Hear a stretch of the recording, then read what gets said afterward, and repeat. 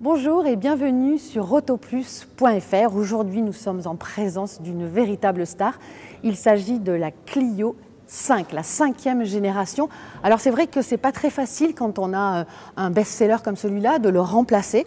Et quand on se trouve en face de cette nouvelle génération, on se dit mais finalement il n'y a pas beaucoup de choses qui changent. En fait oui, c'est plus discret effectivement, mais il n'y a aucune pièce de carrosserie qui est identique à la génération précédente. Mais c'est vrai que les designers ont voulu garder quand même la même ligne puisque la Clio 4 est un beau succès.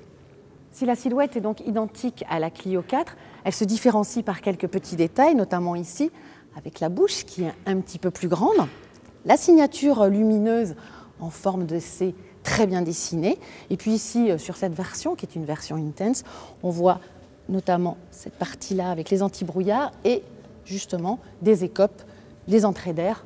Ça apporte un style encore plus sportif à ce modèle. Le gabarit de cette Clio 5 ne change pas vraiment comparé à la génération précédente, mais tout de même, dans les faits, elle fait 12 mm de moins en longueur et 11 mm de moins en hauteur. Et c'est accentué ici à l'arrière parce qu'on remarque que le toit est beaucoup plus plongeant. Dans les détails aussi qui changent, ici, sur l'ancienne génération, il y avait une partie plastique qui a disparu. Alors, la forme demeure, mais en enlevant le plastique, c'est vrai que la voiture fait un petit peu plus chic, c'est un petit peu plus qualitatif, on va dire. Autre détail qui change aussi, c'est la poignée de porte. Ici, elle est toujours incrustée, mais elle a une forme différente. Et puis on note, avant ici, il y avait une mini custode. Maintenant, il n'y en a plus. À l'arrière, les feux ont été sensiblement redessinés. Le seuil de chargement a été rehaussé et le volume de coffre annoncé est en progression. D'après les données annoncées par le constructeur, il passerait de 330 décimètres3 à 391 décimètres3. En plus, il bénéficie d'un faux plancher, justement pour compenser ce seuil de chargement rehaussé.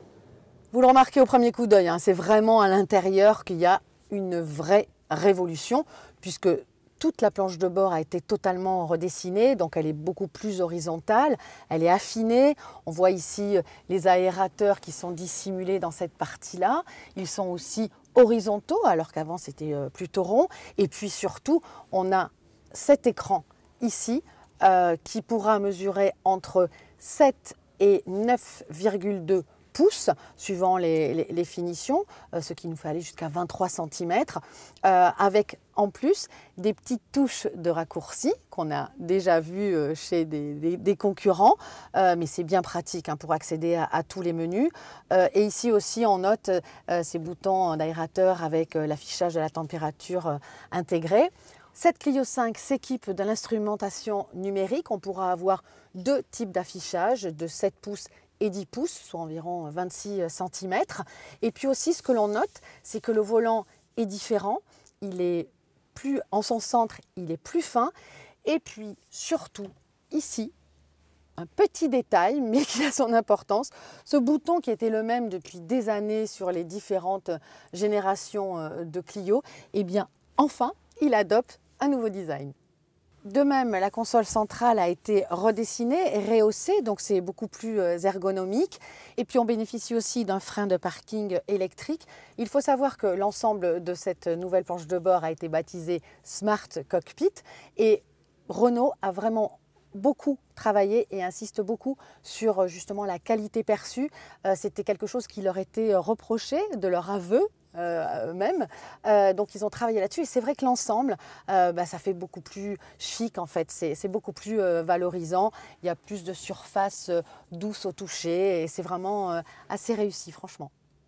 Une fois qu'on a bien fait attention à ne pas se cogner la tête en s'installant à l'arrière, on remarque tout de suite qu'ils ont retravaillé les appuis-têtes et ça c'est vraiment agréable parce qu'ils sont plus fins et du coup on a une meilleure visibilité vers l'avant. Sinon, en termes d'habitabilité, on gagne juste un petit centimètre comparé à la génération précédente, ce qui est pas mal puisque l'auto est un tout petit peu plus courte. Et de la même manière, on gagne aussi 1 centimètre en hauteur sous plafond d'après nos premières mesures.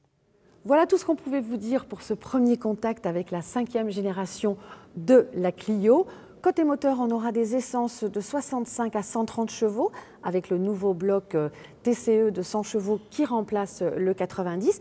Et puis côté diesel, on aura un 1.5 Blue DCI de 85 et 115 chevaux. Enfin, sachez que cette Clio 5 est conçue sur une toute nouvelle plateforme et ça lui permettra de bénéficier d'une motorisation hybride d'une puissance d'environ 130 chevaux qui arrivera au milieu de l'année 2020. Quant à celle-ci, eh bien, je suppose que vous êtes impatient de voir les premiers essais qui devraient se dérouler aux alentours du mois de juin. Et ensuite, elle arrivera en concession au tout début de l'été.